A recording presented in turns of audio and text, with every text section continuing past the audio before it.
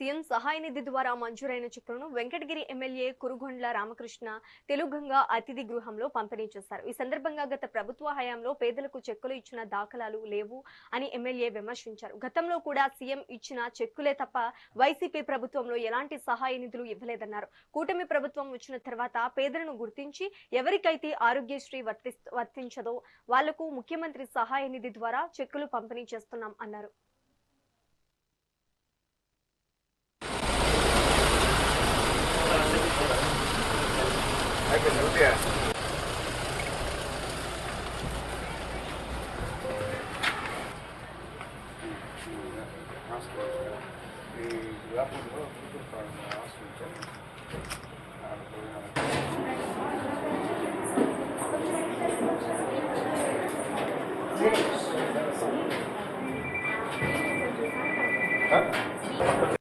పంతొమ్మిది నుంచి 24 వరకు కూడా ఎలాంటి పేదవాళ్ళకి ఇలాంటి చెక్కుల కార్యక్రమాలు ఇచ్చేటువంటి దాఖలాలు లేవు.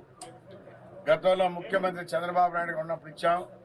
మళ్ళా ఈరోజు తెలుగుదేశం ప్రభుత్వం వచ్చిన తర్వాత ముఖ్యమంత్రి పేదవాళ్ళని గుర్తించి ఎవరైతే ఆరోగ్యశ్రీలో కూడా వర్తించకుండా ఉందో వాళ్ళందరూ కూడా బిల్లులు తెచ్చుకుంటే ఆయా నియోజకవర్గాల్లో శాసనసభ్యుల ద్వారా బిల్లు ఇస్తే ఆ బిల్లుల్ని ముఖ్యమంత్రి నిధికి మరి సబ్మిట్ చేసి తద్వారా ముఖ్యమంత్రి నిధి నుంచి ఈరోజు ఈ చెక్కులు పంపిణీ చేస్తా ఉన్నాం.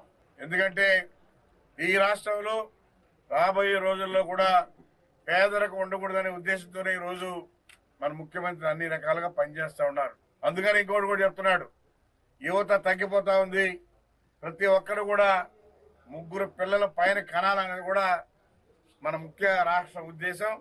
కాబట్టి దయచేసి అందరూ కూడా యూత్ కూడా అర్థం చేసుకుని 3 పిల్లల పైన కనాలి. మన రాష్ట్రం బాగా ఆర్థికంగా బలంగా ఉండాలంటే జనాభా ఉండాలని చెప్పని కూడా తెలియజేస్తా ఉన్నాం.